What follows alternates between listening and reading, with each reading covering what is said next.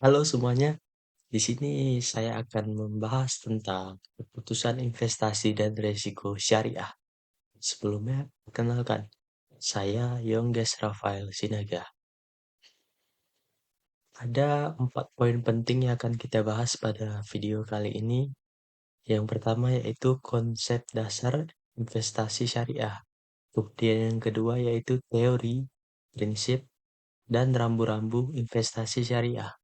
Kemudian yang ketiga yaitu keputusan investasi syariah. Dan yang keempat yaitu resiko dalam investasi. Yang pertama kita akan membahas tentang konsep dasar investasi syariah. Investasi merupakan salah satu ajaran dari konsep Islam yang memenuhi proses tajrid dan triktomi pengetahuan. Hal tersebut dapat dibuktikan bahwa konsep investasi selain sebagai pengetahuan juga bernuansa spiritual karena menggunakan norma syariah. Sekaligus merupakan hakikat dari sebuah ilmu dan amal. Oleh karena itu, investasi sangat dianjurkan bagi setiap muslim.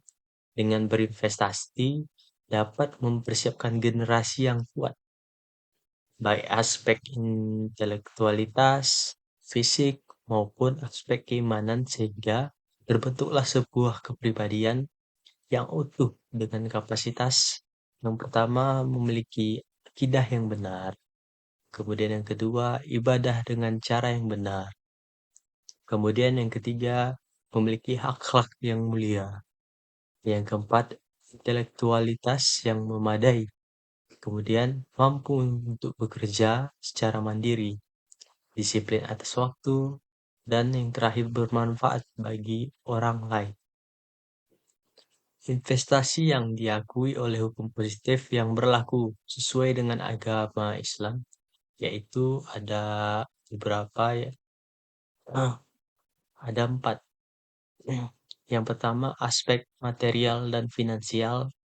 Artinya, suatu investasi hendaknya menghasilkan manfaat finansial yang kompetitif dibandingkan dengan investasi lainnya. Investasi yang diakui oleh hukum positif yang berlaku sesuai dengan ajaran agama Islam. Yang kemudian yang kedua, aspek kehalalan. Artinya, bentuk investasi harus terhindar dari bidang ataupun prosedur syubhat atau haram. Suatu investasi yang tidak halal akan membawa pelakunya pada kesesatan. Itu sangat dilarang. Kemudian aspek sosial dan lingkungan. Artinya, bentuk investasi hendaknya memberikan kontribusi positif bagi masyarakat banyak dan lingkungan sekitarnya, baik untuk generasi masa kini maupun yang akan datang. Kemudian yang terakhir, aspek pengharapan pada ridho Allah. Artinya, suatu bentuk investasi tertentu itu dipilih hanya untuk mendapatkan ridho Allah. Sekarang kita masuk ke dalam konsep dan strategi dalam berinvestasi. Konsep dasar investasi ada beberapa macam, yaitu ada pengaruh waktu dan pilihan, kemudian prinsip compounding, yaitu menempatkan kembali hasil investasi ke dalam pokok untuk mendapatkan hasil ganda. Kemudian ada risk return trade-off, keuntungan dari cash flows dan atau hasil penjualan harta atau aset investasi merupakan hasil investasi. Kemudian pilihan yang rasional itu termasuk ke dalam konsep dasar investasi. Kemudian juga ada diversifikasi. Pemikiran ini didasarkan pada prinsip peluang bisnis yang menjelaskan bahwa setiap usaha mempunyai peluang bisnis yang berbeda-beda. Kemudian waktu investasinya.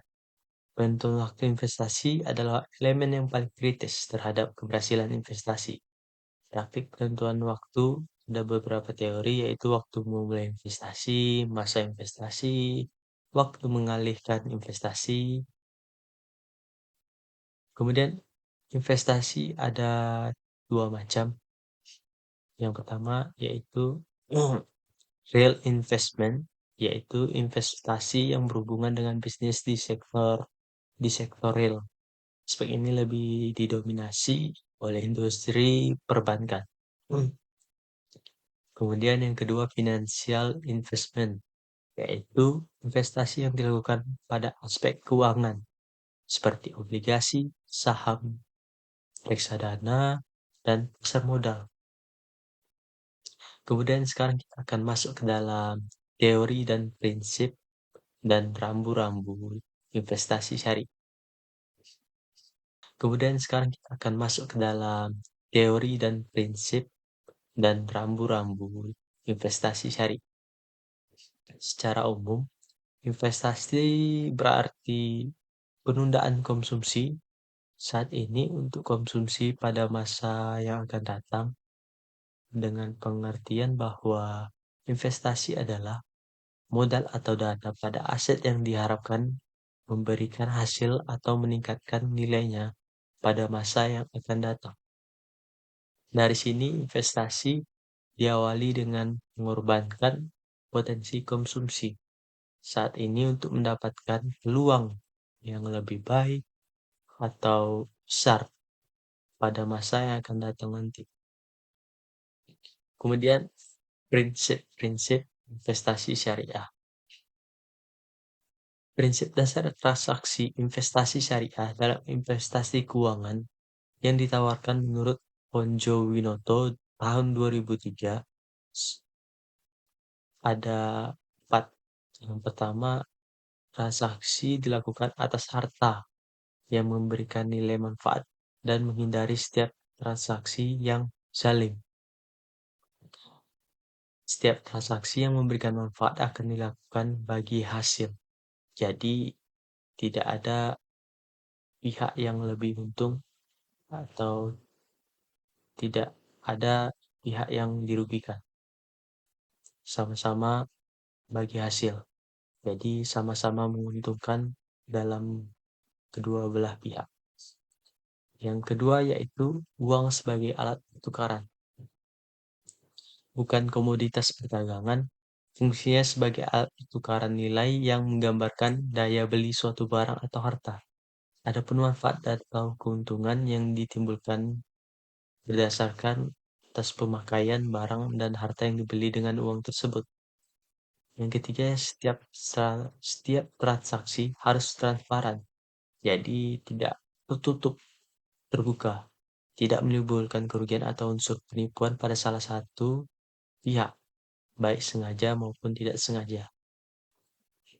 Yang keempat yaitu risiko yang mungkin timbul harus dikelola sehingga tidak menimbulkan risiko yang besar atau melebihi kemampuan menanggung risiko. Selanjutnya kita akan masuk ke dalam rambu-rambu pencapaian tujuan investasi syariah. Satrio mengemukakan rambu-rambu pencapaian tujuan investasi syariah. Yang pertama, terbebas dari unsur riba. Kemudian terhindar dari unsur gharar. Kemudian terhindar dari unsur judi atau masyih. Kemudian terhindar dari unsur haram. Kemudian terhindar dari unsur syubhat.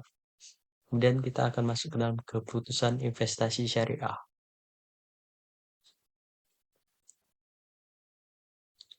Menurut Keynes, keputusan suatu investasi akan dilaksanakan atau tidak bergantung pada perbandingan antara besarnya keuntungan yang diharapkan atau dalam persentase kesatuan waktu dengan biaya, penggunaan dana, atau tingkat bunga. Menurutnya, tingkat keuntungan yang diharapkan disebut Marginal Efficiency of Capital atau MAC. Putusan untuk melakukan investasi melalui pendekatan MAC. Nah, ada 3. Jika MAC lebih besar daripada bunga, maka investasi dianggap menguntungkan sehingga dapat dilakukan. Nah, jika MEC sama besar dengan bunga, maka investasi bisa dilakukan, bisa juga tidak. Hal ini bergantung pada prospek prospek bisnis yang akan dilakukan. Kemudian yang ketiga, jika MEC-nya lebih kecil daripada bunga, investasi dianggap tidak menguntungkan sehingga tidak dapat dilakukan. Proses dalam pengambilan keputusan investasi ada beberapa proses, ada beberapa tahap. Yang pertama yaitu menentukan kebijakan investasi, kemudian analisis sekuritas, kemudian pembentukan portofolio, dan revisi portofolio, evaluasi kinerja portofolio. Pada tahapan ini, investor melakukan penelitian terhadap kinerja portofolio secara periodik dalam arti tidak hanya return yang diperhatikan, tetapi juga risiko yang dihadapi. Jadi diperlukan ukuran yang tepat tentang return dan risiko serta standar yang relevan. Risiko dalam investasi. Risiko adalah kenyataan yang tidak sesuai dengan yang diharapkan. Berikut merupakan jenis-jenis risiko yang mungkin terjadi dalam investasi. Yang pertama ada risiko suku bunga. Risiko yang dialami akibat dari perubahan dari suku bunga yang terjadi di pasaran yang mampu memberikan pengaruh bagi pendapatan investasi. Kemudian ada risiko pasar. Risiko pasar adalah fluktuasi pasar yang secara keseluruhan memengaruhi variabilitas return suatu investasi, akan mengakibatkan investor mengalami capital loss. Perubahan ini dapat disebabkan oleh banyak faktor, seperti munculnya resesi ekonomi, kerusuhan, isu spekulasi ataupun perubahan politik. Kemudian resiko inflasi. Risiko inflasi adalah risiko potensi kerugian daya beli investasi karena terjadinya kenaikan rata-rata harga konsumsi. Yang keempat, kemudian ada risiko likuidati, likuiditas. Likuiditas. Risiko ini bisa juga didefinisikan sebagai kemampuan perusahaan dalam memenuhi kewajiban jangka pendek atau jatuh tempo dengan menggunakan aset yang ada. Yang kelima, ada risiko nilai tukar mata uang atau falas. Risiko ini berkaitan dengan fluktuasi nilai tukar mata uang domestik dengan nilai mata uang negara lainnya. Risiko ini juga dikenal dengan nama currency risk atau exchange rate risk. Kemudian ada risiko negara. Risiko ini juga disebut sebagai risiko politik karena sangat berkaitan dengan kondisi perpolitikan suatu negara. Risiko politik juga berkaitan dengan kemungkinan adanya perubahan ketentuan perundangan yang berakibat turunnya pendapatan yang diperkirakan dari suatu investasi atau akan terjadinya kerugian total dari modal yang diinvestasikan. Kemudian yang terakhir ada resiko reinvestment. Resiko reinvestment adalah risiko terhadap penghasilan suatu aset keuangan yang harus di-reinvest dalam aset yang berpendapatan rendah atau risiko yang memaksa investor menempatkan pendapatan yang diperoleh dari bunga kredit atau surat-surat berharga ke investasi yang berpendapatan rendah akibat turunnya tingkat bunga. Kondisi investasi tidak akan sama dengan pembelian pertama suatu obligasi, khususnya pembelian obligasi untuk jangka panjang, karena perubahan ekonomi dan politik dapat mempengaruhi tingkat suku bunga pada saat hendak menginvestasikan kembali kupon-kupon dari obligasi tersebut. Untuk obligasi yang berdominasi mata uang asing atau non-rupiah, gejolak fluktuasi nilai tukar valuta asing terhadap rupiah mengakibatkan kerugian akibat policy course.